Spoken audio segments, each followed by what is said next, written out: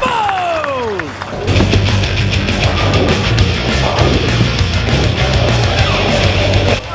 It does what? 5 in a row. Uh-oh.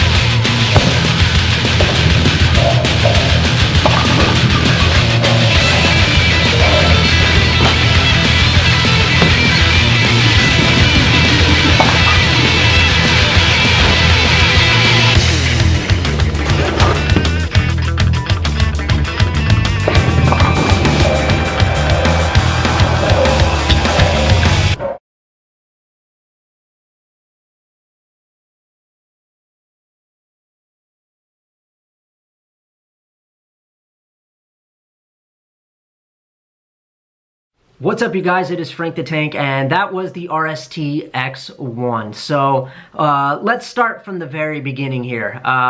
If you guys saw in the very beginning of the video, when I was showing like the ball specs and all that stuff, I used these two very badly taken photos that you guys saw because that's all I had. I foolishly, oh my god, I foolishly sold the ball before I could ever get like a proper clip of the ball like I usually do. You guys see it, and when I realized that and I was putting the video together, I'm like, oh my god, Frank, you idiot. So luckily I had those two photos left, so I guess I just had to make do with what I had with that, make the most of it, and I guess it didn't turn out all that bad, but I really gotta like pay attention next time. But yeah, I can't believe I had done that. But anyway, now I guess we can talk about the scores. I would say based on my skill level when it comes to practicing, this was probably just another day at the office. I started off with a 218, which kind of makes some sense as I was, still kind of in my warm-up phase, getting a little bit loosened, even though I had taken a practice game prior to, turning on the camera. And yeah, started off with a nice 218, and then I had figured things out and pushed up to a 240, and then switching up my tactic to hooking the entire lane just to see, what this thing can do, and if it can do it, and if it would be easy. And of course, for you guys to see what that would be like, and I put it down to a 220, and that added up for a total of 678 and an average of 226. And I do believe that the scores could have been a lot better, but I have my reasons, and I will tell you those reasons in a moment if I don't forget. But anyway, going to the ball itself, having that hybrid reactive micro tracks cover on it, I had no idea about that until I looked up the ball specs and I was putting this video together. Believe me, I do not do that. I don't look up anything on the ball. I just get it if it looks interesting, and that really isn't a smart idea on my part. But then again, the only way to truly figure out if a ball works for you is by throwing it yourself. I truly believe that. And yeah, I had seen a bunch of videos of people throwing this ball, and I got a general idea of what was going to happen when I got out there. But like I said, I feel like the only way to truly know if I like the ball or not is if I throw it. And yeah, anyway, going back to the ball, the finish was 3000 grit Abralon, which is its box finish. I didn't touch the surface. I left it as it was, so now you guys know exactly what that ball is like out of the box. It had a RST core, which I had no idea that RST actually stands for Rotostar Tour, which I honestly thought that was just something that they came up with the ball. I didn't know it was an abbreviation for something. I thought they were just coming up with some weird code words or something, but no, that means Rotostar Team, so now we know that. And another thing that caught me by surprise that I didn't know until I started putting this together was that this ball is an asymmetrical and not a symmetrical. I did the exact same thing with the Rubicons. I automatically assumed that just by the look of them that they were symmetricals, but they were actually asymmetrical. So yeah, this ball definitely has some shape down lane, which had me thinking like, that's kind of weird, because like I felt like it was a little bit of it had a little bit of control in it, you know what I mean? Like it did seem a little aggressive. It shaped quite a bit down lane, but it didn't seem too much like if it had an asymmetrical block in it, you know what I mean? I know that sounds weird, but that to me, that is kind of what I thought of it. But in the end, it's an asymmetrical. So yeah, I put that 75 by 4 by 45, one of my favorite in my top 5 layouts, to allow the ball, as for those of you who didn't hear this from me already, that layout allows for the ball to decrease its flare and make it roll more down lane. Definitely saw that. Yeah, overall, I would have to say this ball, nothing special to me, but I did like that it didn't fail me. Because yeah, it had that nice smooth reaction down lane, very rounded. It wasn't snappy, which I've already told you a billion times. I hate snappy. I like that rounded type of shape. And, for this ball having an asymmetrical and having that kind of reaction was very, very nice to see. And, yeah, I mean, I don't want to say that the layout that we put on it contributed completely to it. Obviously, the ball itself, it kind of is meant to do that because, like I said, I've seen the video, so I kind of knew. But I just wanted to see what would happen if we put that layout on it, how much less of a shape it would have, how much more roll, all that stuff. And it worked out very nicely. It was very easy to use. Nothing too hard to try to keep, a hold on. It was very easy to, maintain full control of it.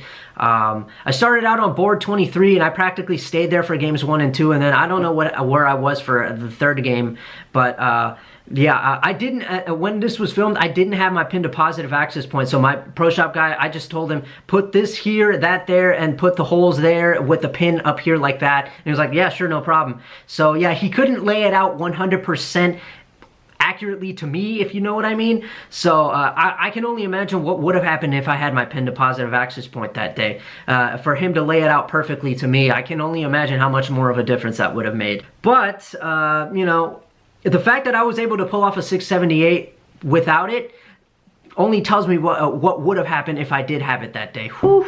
I imagine like a really good 700 series would have been on the cards, but you know, didn't do it, and I'll take this. Because, you know, you guys know me, when I don't like something, I'll redo it, but with this one, I think it turned out fairly decent, so I think I'm going to stay with this one. I probably won't do it again, but now, one thing I will say before we wrap it up here is that I was actually planning on like saving this one for much later, because the announcement of the RST X2, I was planning to do RST X1, RST X2 together in a video, but then I thought, you know, I don't know how I'm going to do that, because after the whole Rubicon thing and the UFO thing, those videos being like 17 to 20 minutes, I thought, I don't want to do that again. It's too much, and you know, I'm pretty sure that a lot of you out there don't like those extremely long videos. You like it short, straight, and to the point. So yeah, I wasn't gonna do that with this one. I decided what I'm gonna do is for the RST X2 when it comes out, I'll probably just put like a couple shots of the RST X1 in there and just do like a quick little, you know, comparison in the end of the video. But you know, this video is solely gonna be RST X1 and only RST X1, and then the same thing with the X2. It's only gonna be the X2. So yeah, that's probably what I'm going to do with it. So yeah, this video is gonna be its own video. That video is gonna be its own video. So that is what I have to say about all of this. In the end, those are my thoughts. Hope you guys enjoyed it. That was the RST X1. I am Frank the Tank. We move on now to God knows what is next. See you.